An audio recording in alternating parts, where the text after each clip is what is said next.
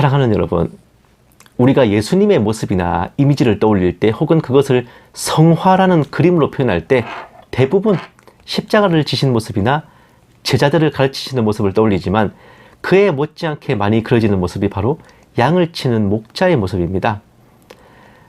양을 안고 계신 모습 많잖아요. 사실 근데 예수님의 직업이 목수였거든요. 목자가 아니라 목수. 예. 양을 치는 목자로 일하신 적은 단 한 번도 없어요.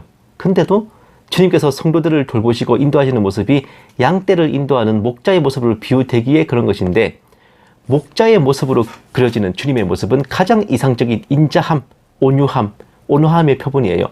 그러나 당시 사회에서 군인을 제외하고는 가장 용맹하고 대가 세고 무술에 능해야 되는 직업이 목자라는 게 잘 알려져 있지 않습니다. 그저 사람 좋아가지고 되는 게 아니에요. 치안이 불안하고 들판이나 사냐에 맹수들이 횡행하던 시절에는 목자들이 직접 양떼를 연장을 들고 지켜야 했습니다. 싸움을 못하거나 담대하지 못하면 목자를 할 수 없었던 거예요. 당장 다윗만 해도 목자였잖아요, 원래. 그러니 가장 표준적인 목자의 모습은 미국의 카우보이를 떠올리면 거의 적중합니다. 오락부락하고 막 쌍권총 들고 다니는 그런 카우보이요. 그게 가장 전형적인 목자의 모습입니다. 힘과 용맹으로 양떼를 지키고 위험 앞에서 도망치지 말아야 하며 자신이 치는 양들을 위해 목숨까지도 내놓아야 했던 것이 목자의 덕목인데, 오늘날 목사라는 직분이 바로 목자에서 유래한 것입니다. 신기하게도 목자가 수행해야 될 직무는 그대로 목사에게 적용되는데, 양들을 지키고 풀이 있는 곳으로 인도하고 철을 따라 꼴을 먹여주는 것이 목자의 임무라면, 목사 또한 미혹으로부터 성도들을 지키고 바른 진리와 구원으로 성도들을 인도하고 매주 강단에서 올바른 말씀을 선포하며 영의 양식을 제공하는 것이 기본적인 임무예요. 이거 할 생각 없거나 할 줄 모르면 목사를 하면 안 됩니다. 신학적으로 예수님께서 가지신 직분은 다스리시는 왕, 죄를 사하시는 제사장, 진리와 복음을 선포하는 선지자라는 세 가지 직분인데, 왕과 제사장과 선지자라는 3대 직분이 주님께서 세우신 종, 목사에게 위임이 돼가지고요.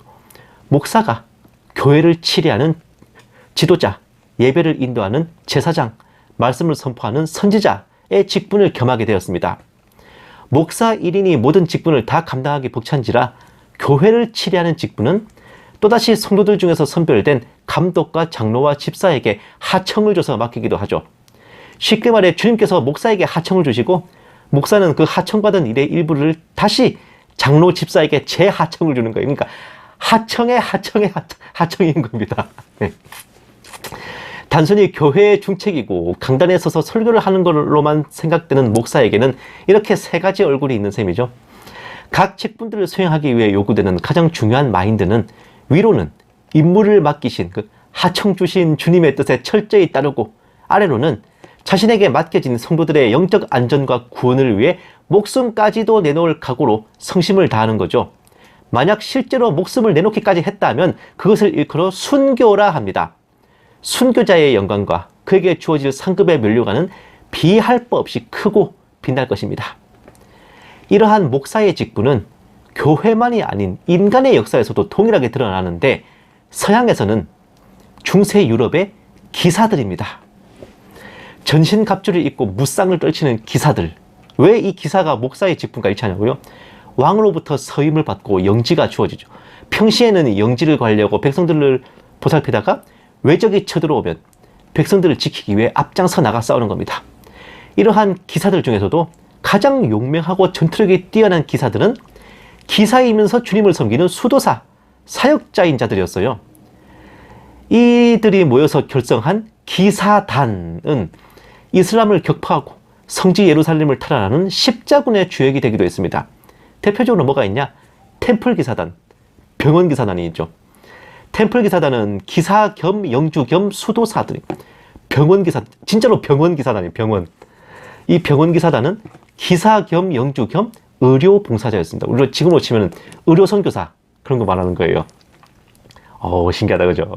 즉, 왕 대신 주님으로부터 세우심을 받고 맡겨진 성도들을 인도하며 사탄 마귀의 미혹으로부터 바른 진리와 성도의 영혼을 지키기 위해 말씀의 검으로 싸워 물리치는 목사는 영적으로는 기사이기도 한 겁니다. 이런 이해는 동양으로 와서도 빗나가지 않습니다.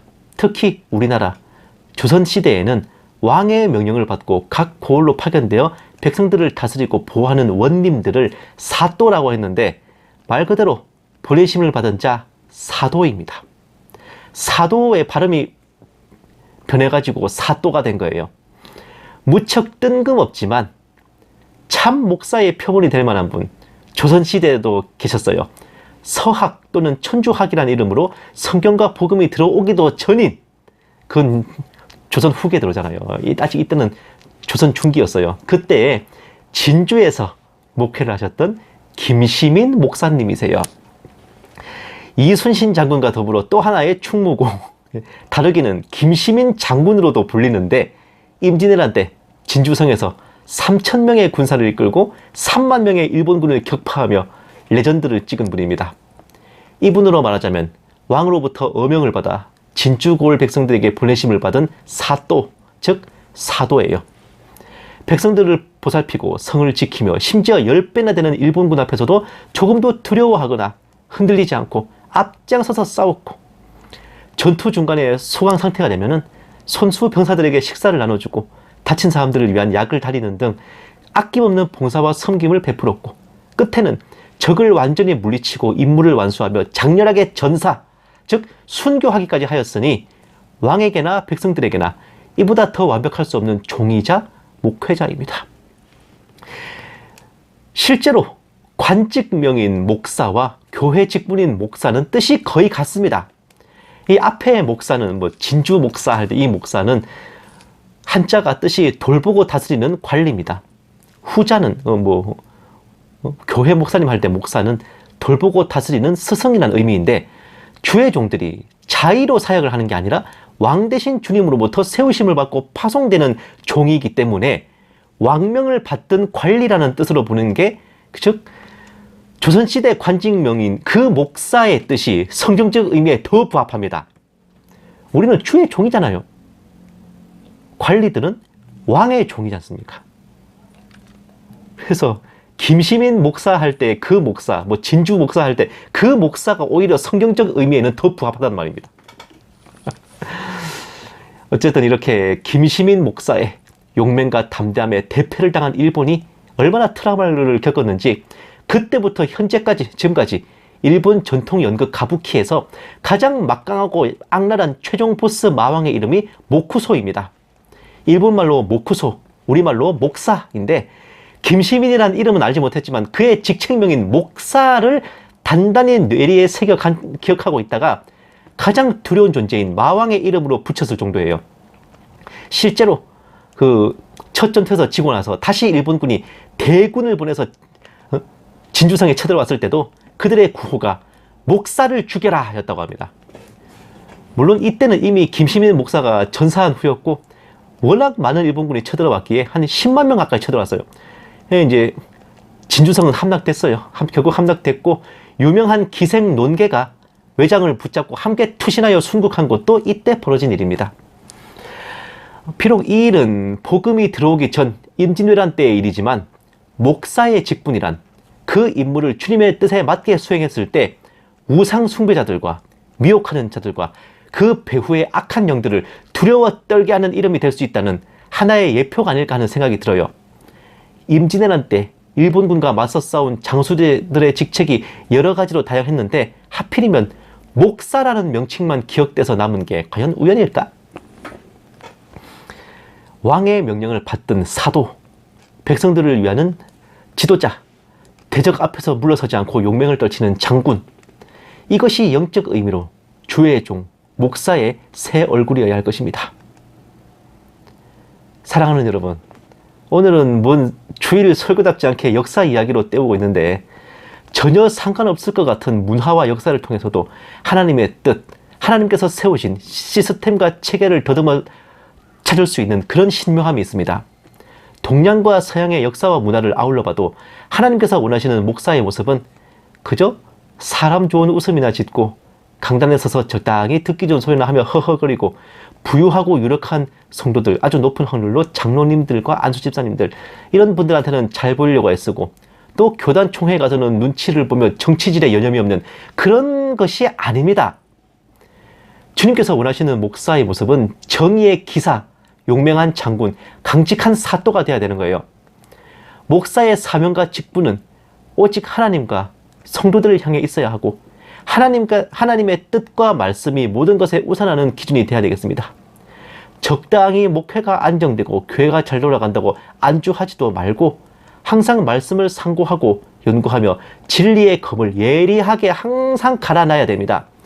신앙과 성경에 대해 성도들이 어떤 궁금증을 털어놓더라도 그것을 풀어줄 수 있어야 됩니다. 이걸 목사님이 안 풀어주시면 다른 데 가서 이 갈증을 해소한단 말입니다. 네. 그래서 미혹되는 성도들이 많을지도 몰라요. 자기 교회의 성도가 몇 명이든 그들에게 참된 구원의 확신과 바른 재림 소망을 심어주어서 오늘 죽더라도 주님을 만나뵐 수 있다는 믿음과 내가 살아가는 이 시대에 주님이 오시리라는 그 믿음을 고백할 수 있게 해야 될 것입니다. 다만 옛말에 독불 장군이라고 해서요, 혼자서는 장군을 못한다 그러죠. 또한 세 겹줄은 끊어지지 않고 선을 이루기 위해서는 합력해야 한다 했으니 목사가 주의 종으로서 바른 역할을 해내기 위해서는 함께하는 성도들의 간절한 기도와 중보가 반드시 필요합니다. 목사가 뻘짓하고 있는 것은 아주 높은 확률로 성도들이 목사를 배려놓은 걸 수도 있어요. 목사는 주의 종이니 알아서 하겠지라는 생각이 아닌 그리스도 안에서의 형제 자매이자 같은 성도임을 떠올리시고 예배를 인도하고 말씀을 전하는 목회자가 올바른 방향으로 사역을 하고 정돈된 품성과 영성을 가질 수 있도록 항상 진지하게 지켜보고 과실상교하면서 잘못을 서로 바로잡아주면서 목사와 성도가 함께 서로에게 선한 영향력을 미치며 그렇게 성장해 나가야 할 것입니다. 주의 종과 주의 백성, 목사와 성도는 하나님 나라를 함께 만들어가고 일구어 나가는 동반자이기에 말씀과 믿음에 바로선 은혜로운 동행으로서 먼저는 하나님께 영광을 돌리고 후에는 이 땅의 또 다른 영혼들을 구원의 길로 인도하는 거룩한 사명을 능히 감당할 것입니다. 모든 것은 오직 우리 하나님의 영광을 위해, 하나님 나라의 확장을 위해, 오늘 우리의 합심과 결속이 하나님을 기쁘시게 하고 보다 큰 영적, 육적 축복과 상급이 저와 여러분 모두에게 내려지기를 주님의 이름으로 간절히 축원합니다.